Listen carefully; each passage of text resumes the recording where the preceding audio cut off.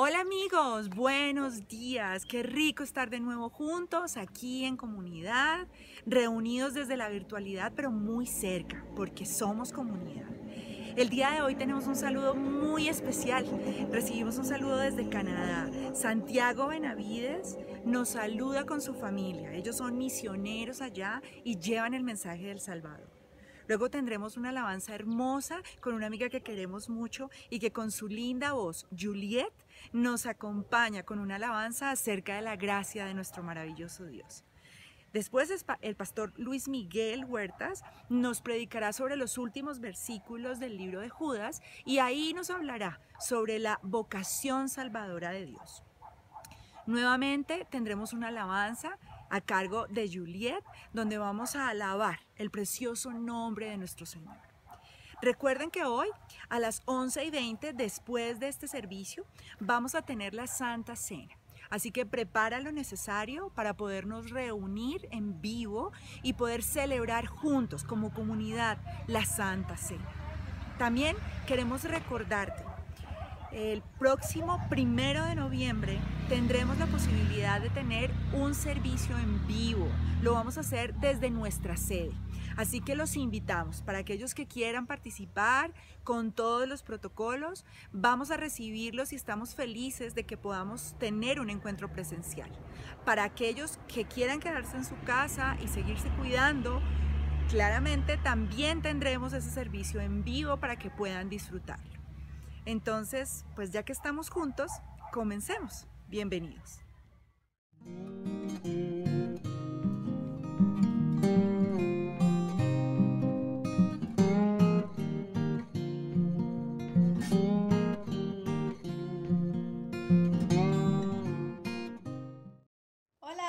Hola queridos, ¿cómo están? Un abrazo gigante, que Dios los bendiga. Queremos contarles que seguimos avanzando gracias al apoyo de ustedes. Nos suscita mucha gratitud saber que estamos en sus corazones, en sus pensamientos, en sus oraciones. Bueno, los niños siguen estudiando. Dianita está dedicada a servir en el cuidado integral a muchos misioneros a lo largo de todo el continente latinoamericano. Y yo sigo trabajando con la música fuertemente, con el proyecto Cantapalabra, también con varios proyectos de alcance evangelístico en 3 idiomas ahora, en español, en inglés y en portugués. Así que oren, seguimos creciendo, avanzando para servir al Señor, para llegar a más corazones con la luz del Evangelio. Gracias a ustedes por hacerlo posible. Les mandamos un abrazo gigante. Gracias. Chao. Hola iglesia, ¿cómo están? Un gran saludo para todos. Qué rico poder acompañarlos en este tiempo tan especial en que nos acercamos a la presencia del Señor. Y quiero invitarlos a que de verdad dispongamos nuestro corazón, nuestra mente, nuestros pensamientos a este momento y nos acerquemos a Él, ofrendándole nuestra voz, nuestra alabanza y nuestra adoración en espíritu y en verdad, como lo dice la palabra. Quiero invitarlos a que me acompañen en estas lindas alabanzas y que lo honremos y le exaltemos su nombre y le demos gracias por su gracia que siempre nos cubre, que siempre nos persigue y nos alcanza. Cantemos todos. ¿Quién rompe el poder del pecado? Su amor es fuerte y poderoso. El Rey de gloria, el Rey de majestad.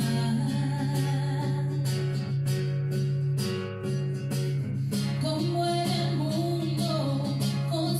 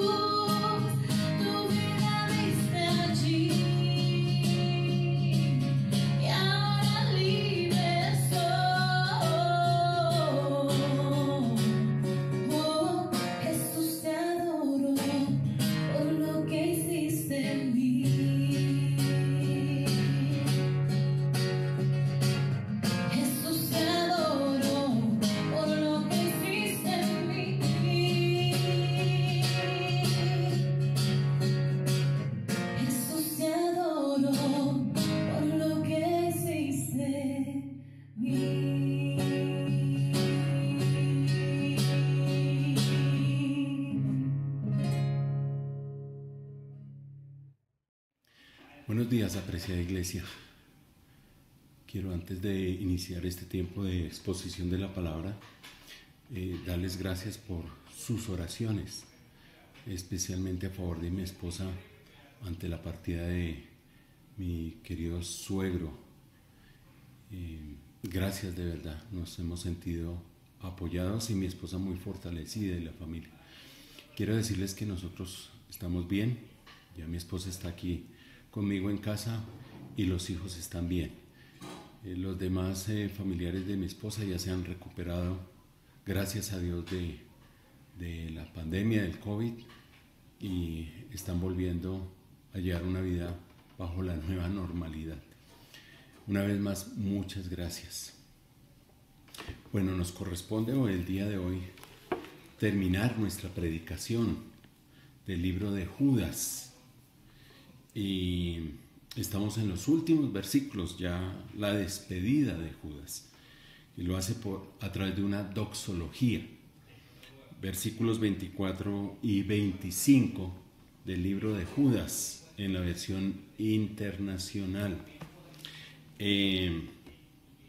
Voy a leer estos versículos.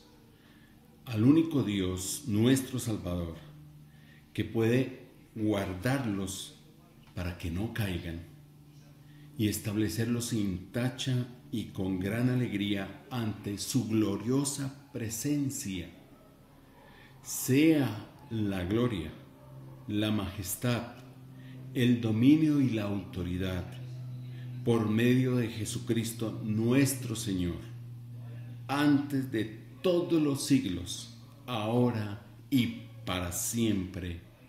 Amén. Padre, gracias por tu palabra. Gracias, Señor, por lo que nos has instruido, enseñado, corregido y advertido a través del libro de Judas. Permítenos, Señor, poder participar de esta doxología que nos anima, tu palabra a través de Judas. Ayúdanos a entender del por qué terminar exaltándote, glorificándote, reconociendo tu majestad, Señor. Gracias, Padre, por animarnos en la fe, por ayudarnos a continuar adelante.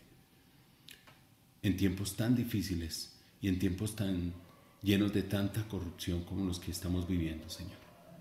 Glorifícate en el nombre de nuestro Señor Jesucristo. Amén.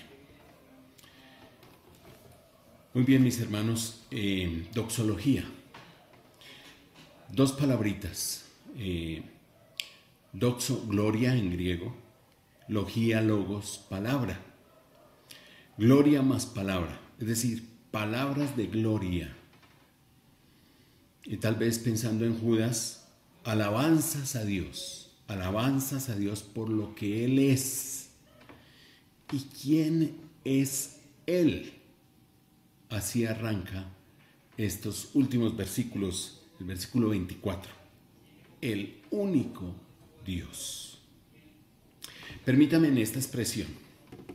Aquí se le salió lo judío a Judas. Se le salió lo judío. Eran los judíos los que habían experimentado el conocer al único Dios. Y para que entendamos un poco cómo esta expresión está relacionada con la historia de ellos, quiero invitarlos a que leamos el libro de Deuteronomio, capítulo 4, versículos 34 al 39. Allí Israel está frente al río Jordán, a puertas de conquistar la tierra prometida. Ellos ya han sido liberados de la esclavitud de Egipto, han caminado por el desierto. El Señor les ha dado batallas para ganar. Pero antes de entrar a la tierra prometida, Moisés les refresca un poco la memoria de lo que el Señor ha hecho a favor de ellos. En otras palabras, les va a recordar cómo fue ese acontecimiento liberador en la vida de los israelitas. Y estas son algunas de esas expresiones para recordarles a los israelitas. Arranca con una pregunta, o al menos el versículo 34. ¿Qué Dios ha intentado entrar en una nación y tomarla para sí mediante pruebas, señales, milagros, guerras, actos portentosos y gran despliegue de fuerza y de poder, como lo hizo por ti el Señor tu Dios en Egipto ante tus propios ojos? A ti se te ha mostrado todo esto para que sepas que el Señor es Dios y que no hay otro fuera de Él. El Señor amó a sus antepasados y escogió a la descendencia de ellos. Por eso Él mismo personalmente te sacó de Egipto con gran poder. Y ante tus propios ojos desalojó a naciones más grandes y más fuertes que tú, para hacerte entrar en la tierra y dártela en posesión, como sucede hoy. Reconoce y considera seriamente hoy que el Señor es Dios arriba en el cielo y abajo en la tierra, y que no hay otro como Él. Tratando de encontrar la idea central, si le podemos llamar así, a este discurso, yo lo podría resumir en estas palabras. Dios es único por el despliegue de poder que utilizó para salvar a su pueblo. Dios es único por su naturaleza salvadora. Si hay una pasión, si hay algo que le encanta a nuestro Dios, es salvar, liberar. Eso forma parte de su esencia, de su carácter. Si hay algo que Él ama, es liberar, salvar al ser humano. Ahora me gustaría que volviéramos al libro de Judas y miremos cómo arrancó el libro de Judas en el versículo 3. Y de esta manera empezar este primer punto. Dios es único por su naturaleza salvadora. Escuchen lo que dice el versículo 3 de Judas. Queridos hermanos, he deseado intensamente escribirles acerca de la salvación que tenemos en común. Así empieza el libro de Judas. Parece que Judas había comprendido la grandeza de la salvación de nuestro Dios a través de nuestro Señor Jesucristo. Y estaba interesado en escribirles acerca de esa salvación. Pero al parecer no pudo hacerlo, porque la prioridad había cambiado. Ahora debía escribirles para advertirles acerca de los individuos que se habían infiltrado y que se estaban convirtiendo en un peligro para la fe de la comunidad. Les cuento que cuando yo leí la carta varias veces, y especialmente cuando ya estaba preparando el sermón y llegué al versículo 3, me quedé pensando y haciéndome preguntas. ¿Qué les hubiera escrito Judas acerca de esa salvación? ¿Qué les hubiera contado? ¿Qué les hubiera narrado? Entonces me tomé el atrevimiento y, siguiendo el modelo de Moisés que acabamos de leer, levanté algunas preguntas como si fuera Judas el que las hubiera levantado. Y como Moisés la levantó delante de los israelitas, con el propósito, porque él hace esas preguntas, es para hacerlos reflexionar acerca de la salvación tan extraordinaria y única que Dios había efectuado a favor de ellos. Entonces, estas fueron mis preguntas. Eso sí, no teniendo como telón de fondo, la historia de Israel y su salvación o su liberación de Egipto, sino los evangelios. Porque es Judas el que quiere compartir de esta salvación. Estas fueron las preguntas que me hice, que pensé que de pronto Judas pudo haber contado en esa salvación. ¿Dónde se ha oído de un Dios que haya dejado su morada celestial para hacerse hombre y venir a este mundo a morir en una cruz por una humanidad que le había dado la espalda, que lo había ofendido y que se había constituido en su enemigo por causa de su pecado? ¿Dónde se ha oído de un Dios que haya manifestado un gran despliegue de poder y de autoridad con señales y milagros para liberar a la humanidad de los poderes que la perturban, que la someten y que la esclavizan, como lo hizo Dios por medio de nuestro Señor Jesucristo? ¿Dónde se ha escuchado de un Dios así? ¿Qué Dios ha manifestado tal despliegue de poder como el manifestado en la resurrección de Jesucristo para darnos la victoria sobre nuestro peor enemigo, la muerte y su aguijón, el pecado? Personalmente no conozco a ningún otro, no sé de ningún otro, no conozco a otro como nuestro Dios, Padre de nuestro Señor Jesucristo, que nos haya manifestado una salvación tan extraordinaria y única. Ninguno como Él para darnos una salvación llena de gracia, no merecida por medio de nuestro Señor Jesucristo. Entonces, ¿cómo es posible que existan individuos que rechacen una salvación tan extraordinaria?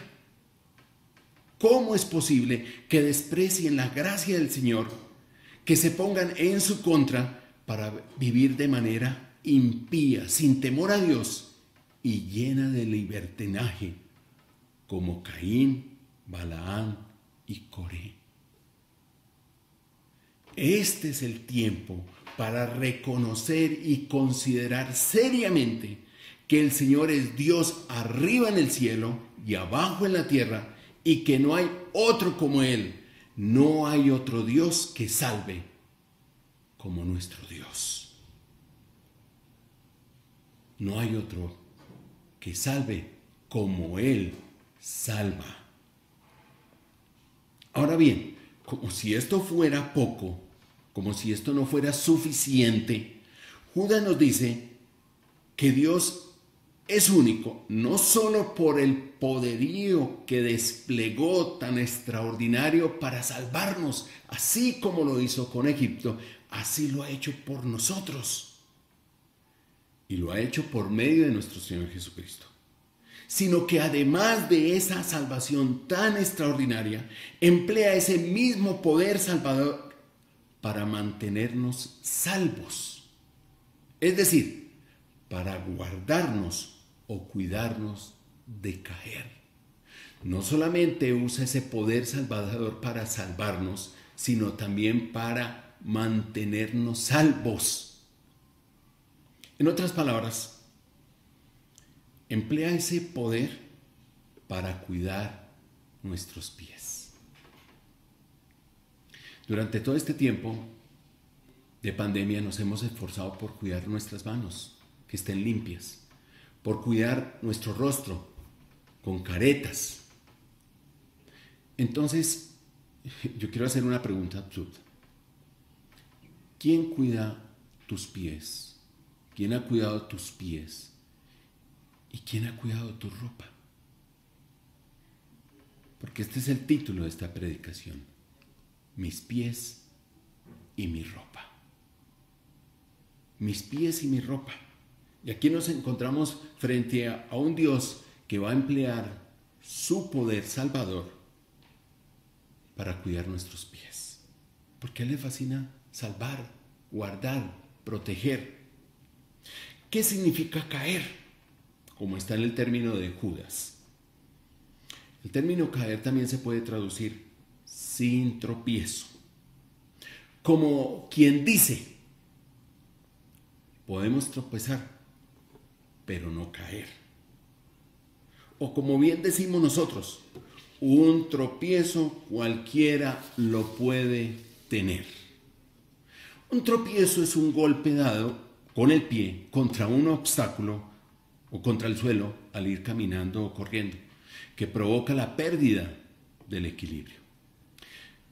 Imagínese usted corriendo una carrera atlética, un 5K, un 10K, un 20K, y tropiezas con algo. ¿Qué puede implicar ese tropiezo? Puede implicar no solamente la pérdida del equilibrio, puede implicar una caída que retrase o impida la terminación de la carrera. Bueno, muchos ciclistas colombianos han tenido tropiezos en estas carreras de la Vuelta a España, el Giro de Italia, el Tour de Francia. Tropiezos que los han hecho caer y los han hecho salir de la competencia, que no les permite llegar a la meta.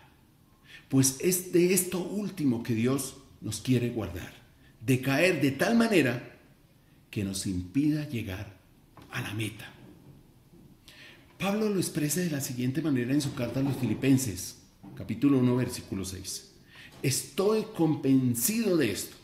El que comenzó tan buena obra en ustedes, la irá perfeccionando hasta el día de Cristo Jesús. ¿Escuchan eso? El que la empezó, la terminará. No importa que en ese recorrido tropecemos, Él va a cuidar de que no tropecemos. Pero si tropezamos, va a cuidar de que no caigamos. Pero si aún caemos, Él nos va a ayudar a levantarnos para que lleguemos. Miren muy bien cómo Judas complementa esta idea de caer con el término guardar, que es ilustrada en la palabra de Dios con diversos oficios que se realizaban en aquella época. Por ejemplo, en Lucas 2:8 habla de los pastores que estaban en el campo cuidando sus rebaños durante las vigilias de la noche. Vigilar, cuidar, guardar. ¿O qué tal Lucas 11:21? La tarea que realizaba un vigilante custodiando un palacio para impedir que los bienes fueran robados. Pero el texto que describe ese cuidado de Dios para con los suyos de la mejor forma es el Salmo 121, versículos 3 y 4. Miren lo que dice. Ese cuidado de Dios para nuestros pies, porque Él cuida nuestros pies. Abro comillas. No permitirá que tu pie resbale. Jamás duerme el que te cuida. Jamás duerme ni se adormece el que cuida de su pueblo. De igual manera el Señor nos guardará al momento de tropezar para no caer, de tal manera que no abandonemos esta carrera, de tal manera que no nos perdamos y no nos desviemos del camino, sino que lleguemos a la meta. Ahora, fue Job quien describió gráficamente el cuidado que Dios tenía por sus pies. Capítulo 13, versículo 27. Abro comillas. Me has puesto cadenas en los pies. Vigilas todos mis pasos. Examinas las huellas que dejo al caminar. Ahora, aquí hay una metáfora, ¿no? No es que literalmente nos pone cadenas a los pies, sino que le pone límite a nuestros pies. Así como cuando nuestro hijo nos dice, cuando nuestros hijos pequeños estaban montando bicicleta, aprendiendo a montar bicicleta, y estaban en el parque, uno les decía, pero no se salgan de esa zona. Eso es poner límites. Eso es cuidarlos, que no se salgan del parque, que no se vayan para la vía porque un carro los puede arrollar, que no se salgan del área porque de pronto la bicicleta se la pueden robar. Poner límites, cuidar, guardar, vigilar, examinar nuestros pies. Y eso hace el Señor. Con su poder salvador, también ese mismo poder lo emplea para impedir que caigamos, perdamos el equilibrio o que nos vayamos de bruces. Otras traducciones dicen, nos cuida de pecar. Realmente es así, nos cuida de pecar. Y tal vez es el Salmo 1:1 que bien lo manifiesta. Feliz el hombre que no camina por el camino de los pecadores. Es sobre ese camino que el Señor nos va a guardar, que nos vayamos por ahí, que perdamos el rumbo, que tropecemos y nos desviemos. Estamos diciendo que Judas nos dice que Dios es único, no solo por la manera tan extraordinaria que nos salvó por medio de nuestro Señor Jesucristo, sino además porque nos guarda de caer, pero también porque nos mantiene irreprensibles delante de Él. En otras palabras, cuida nuestra ropa. No solamente cuida nuestros pies, también cuida nuestra ropa. Permíteme, les cuento una anécdota. Recuerdo cuando yo vivía en el orfanato. Una vez al año, la fundadora de la institución nos visitaba. Recuerdo que para esa ocasión, cuando nos enterábamos y las autoridades se enteraban de que la fundadora iba a visitarnos, nos tocaba días previos mantener las instalaciones completamente limpias. Eso era aseo general. Todo tenía que quedar reluciente y brillante. Pero también nos tocaba presentarnos delante de ella impecables. Nuestros zapatos debían estar muy bien lustrados y muy bien brillados. Pero nuestra ropa, libre de cualquier mancha de chocolate o de dulces. Y vieran los rostros de cada uno de nosotros cuando nos presentábamos delante de ella, radiantes de alegría. Queríamos que ella se sintiera orgullosa de nosotros cuando nos viera, cuando viera nuestras instalaciones limpias y relucientes. Creo que esta anécdota bien puede ilustrar lo que el Señor se propone hacer con nosotros para el día que Él regrese, para el día del Señor, que lleguemos a estar presentables delante de su presencia. Presentables delante de su presencia, delante de Él, delante de su gloria, de su extraordinaria gloria, de su extraordinaria majestad. Para ello, con su poder salvador, por no decir limpiador, pretende que desde ahora nuestra ropa luzca radiante y sin mancha delante de Él, como si fuera uno de esos jabones de polvo 3D que se promueven hoy en día por televisión, pero con una gran diferencia. Este poder 3D de nuestro Señor purifica, desmancha y descontamina. Purifica, desmancha y descontamina. Y no me quiero meter en el tema relacionado con la impureza ceremonial o la impureza moral y lo tocante a los ritos de purificación que también ellos como judíos tenían en cuenta, pero esa idea está de fondo en estos versículos. Y lo digo por el versículo 23, mira, su último versículo antes de la doxología. La última parte, la voy a leer. Tengan cuidado aborrezcan hasta la ropa que haya sido contaminado por su cuerpo. Ropa contaminada, ropa impura. Y tengo que decirles a la luz de esta expresión que Dios quiere vernos siempre con una ropa limpia y reluciente, hablando metafóricamente. Porque hablando metafóricamente, en Hebreos 2:15, son los apóstatas, como los de Judas y los de Pedro, quienes pueden manchar a otras personas, mancharnos. Tito 1:15, es la contaminación interior la que mancha la mente y la conciencia.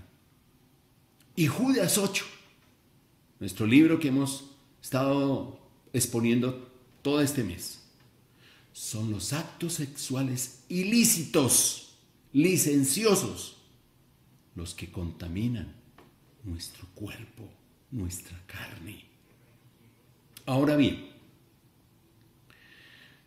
es en este contexto de manchar a otros, de contaminar la mente, la conciencia y el cuerpo, que Dios se compromete con su poder salvador y extraordinario a mantenernos limpios. Porque Él no solo quiere salvarnos, no solo Él nos ha salvado, Él desea también transformarnos. ¿Y cómo lo hace? Pensando un poco en el rito de purificación, porque el término aquí que se emplea es contaminación, estar impuro, con ropas impuras. El pensamiento judío, siendo Judas, un poco de su manera de pensar, su cosmovisión, su trasfondo, está haciendo alusión a todos estos ritos de purificación. ¿Recuerdan tanto en el Antiguo Testamento, Levíticos 15, cuando las mujeres sufrían un flujo de sangre, quedaban impuras? Todo lo que ellas tocaran quedaba impuro, la cama, la silla, donde se sentaran, la ropa que se ponían. Y había un rito de purificación, uno era lavando esa ropa. Pero todo el que tocara, por ejemplo, o se sentara en una de las sillas donde ella se sentó, también quedaba impuro. Entonces también tenía que lavarse. Y era prohibido que ellos salieran, quedaban marginados de la sociedad. Y Dios le dijo a los sacerdotes que se esforzaran por mantener puro el pueblo. Porque si alguno de esos sacerdotes se acercaba a una de estas personas impuras, y con esa impureza, él luego iba a hacer los ritos en el templo, antes en el arca y luego en el templo, ¿recuerdan lo que pasaba? Morían al instante. Aquí hay imágenes que del Antiguo Testamento los judíos ya tenían.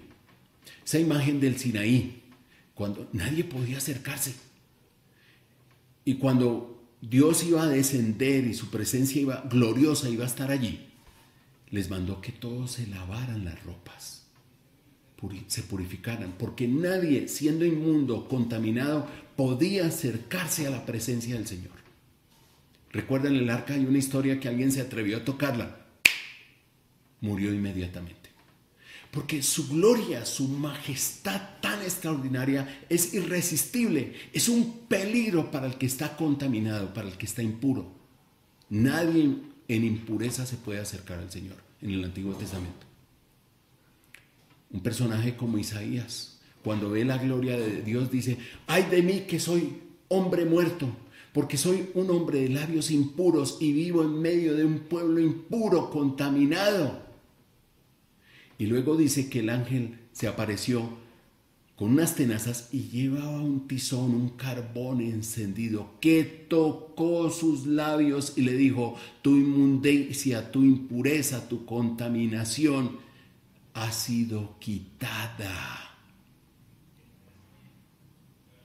En el Nuevo Testamento está la historia de una mujer que sufría de un flujo de sangre.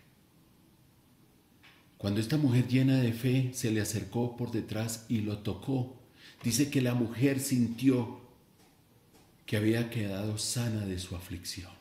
Y así fue por su fe. Pero inmediatamente Jesucristo reaccionó y preguntó: ¿quién me ha tocado? ¿Por qué hizo esa pregunta? Porque teníamos a una mujer aquí impura, con un flujo de sangre, 12 años. Gastó todo lo que tenían los médicos y nadie le pudo resolver su problema. Durante 12 años marginada, segregada. No podía acercarse a la sinagoga. No podía ir a los lugares, a Jerusalén, acercarse al templo. No podía estar en medio de la gente, pero allí estaba en medio de la multitud. Por eso dice que la segunda vez que se acercó, la primera vez se acercó sin temor, lo tocó y quedó sana. Pero la segunda vez, cuando Jesús dijo: ¿quién me ha tocado?, ella se acercó aterrorizada. ¿Por qué? Porque había tocado al Santo. Porque Dios en su Hijo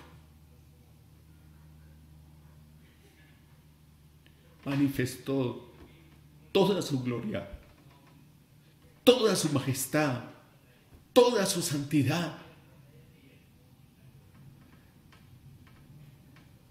Pero en esta ocasión, la mujer no murió. La santidad que emanaba de Dios, ese poder extraordinario, la transformó. Por eso le dijo: hija, hija, la incorporó. Tu fe te ha salvado. El Señor no solo la sanó, la salvó y la transformó. Así lo hace el Señor. Él se acerca para tocarnos, para limpiarnos, para purificarnos, para quitar de nuestro corazón y nuestra mente nuestra contaminación y que nos podamos acercar a Él. Y Él nos quiere ver siempre con ropas limpias hasta el día que Él venga y nos está preparando. Ahora, todo este tema de la salvación nos lleva de nuevo al Shema de Israel, una vez más a Deuteronomio, capítulo 6, versículo 4. Hasta aquí Moisés les ha contado toda la historia de la liberación de Dios a favor de ellos, cómo desplegó todo ese poder y toda esa gloria para salvarlos. Ahora, en el capítulo 6, versículo 4 les va a decir: oye Israel, el Señor nuestro Dios es el único Dios. Esta expresión significa que el Señor no solamente es el único Dios de Israel, pero como vemos en Judas, también es nuestro Dios, nuestro único Dios, porque nos salvó, porque cuida nuestros pies, porque conserva nuestra ropa limpia. Como ha hecho ese acto glorioso de salvación, eso tiene implicaciones para nosotros. Si ustedes ven Deuteronomio, Moisés les dice: como Él es nuestro único Dios, entonces amarás al Señor tu Dios con todo tu corazón.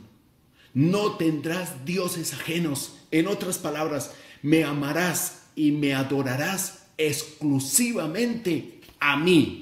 Así también lo está haciendo Judas. Miren el versículo 25. A Él sea la gloria y la magnificencia, la majestad. Esa es la implicación.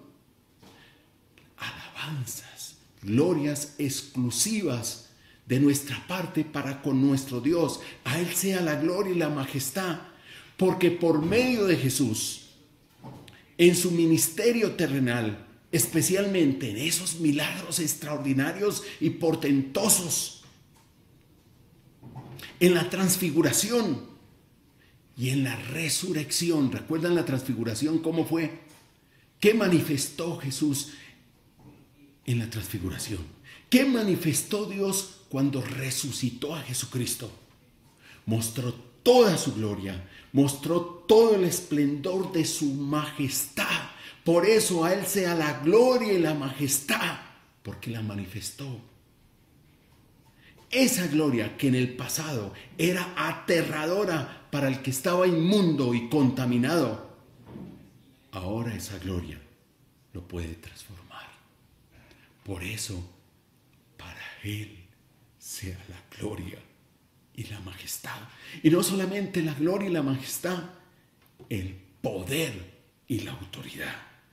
Porque en sus actos salvíficos por medio de nuestro Señor Jesucristo, es decir, en su encarnación, en la encarnación de Jesús, en su ministerio terrenal, en su muerte y en su resurrección, Dios le manifestó al universo entero, a la humanidad entera, todo su poderío y toda su autoridad.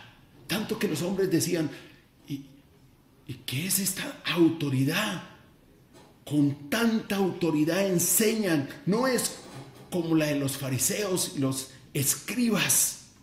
¿De dónde tiene él semejante autoridad? Autoridad para perdonar pecados. ¿Recuerdan esa historia? Le dijo el paralítico, para que sepan que el Hijo del Hombre tiene autoridad para perdonar pecados, a ti te digo, levántate y anda. ¡Qué autoridad! ¡Qué poder! Como Él manifestó ese poder y esa autoridad a través del ministerio. Dios lo mostró a través del ministerio, a través de su Hijo. Por eso para Él sea la gloria y la majestad, el poder y la autoridad. Y este es el primer sermón que el mismo versículo me da la conclusión. ¿Cómo concluye estos dos versículos o toda esta carta? Con un amén. Y amén se traduce que así sea. Y yo pregunto, ¿que así sea qué? Que así sea el compromiso de Dios de mantenernos a salvo, es decir, de guardarnos de caer y de mantenernos limpios, irreprensibles. Él se comprometió, Él lo va a hacer, lo comenzó y lo va a terminar. Cuidará nuestros pasos y cuidará nuestra ropa. Que así sea, mis hermanos. Pero también que así sea nuestro compromiso de reconocer todos los días de nuestra vida la obra gloriosa y majestuosa de nuestra salvación. Y que dicho reconocimiento se evidencie con un estilo de vida que refleje el poder que está actuando en nosotros para mantenernos limpios por medio del Espíritu Santo. Que así sea, mis hermanos. Que Dios los bendiga. Padre, gracias por emplear este poder,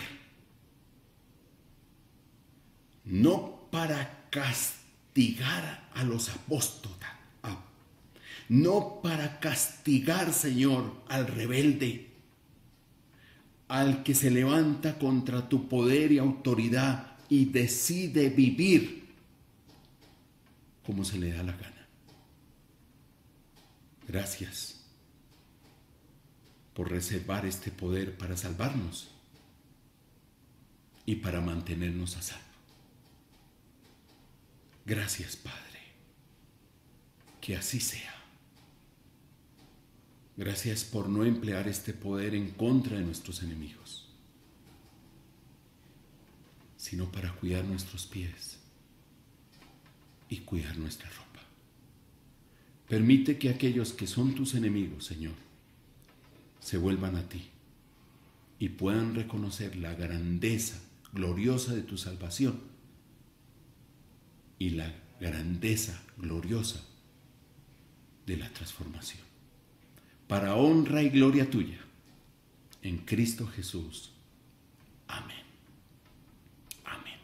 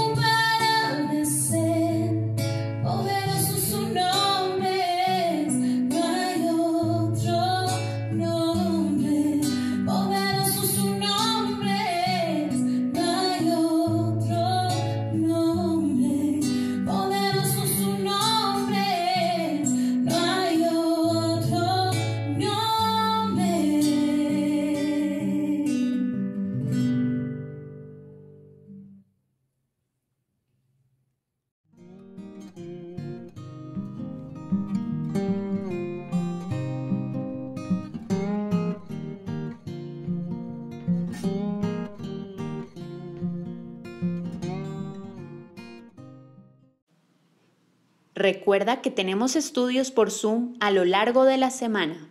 Separa tu tiempo para conocer mejor la palabra de Dios. Gracias por tu apoyo.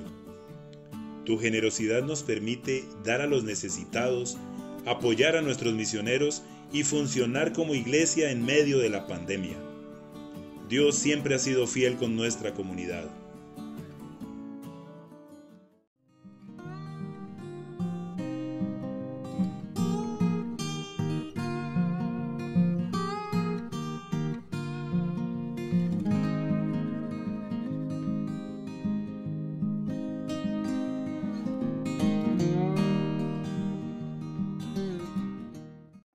Hola, no olvides visitarnos en nuestras redes sociales, en Instagram Confraternidad Chía, en Facebook Confra Chía y nuestro canal en YouTube Confraternidad Chía. Si tienes dudas, sugerencias, observaciones o quieres comentarnos algo importante, no olvides escribirnos al WhatsApp 310-577-0691.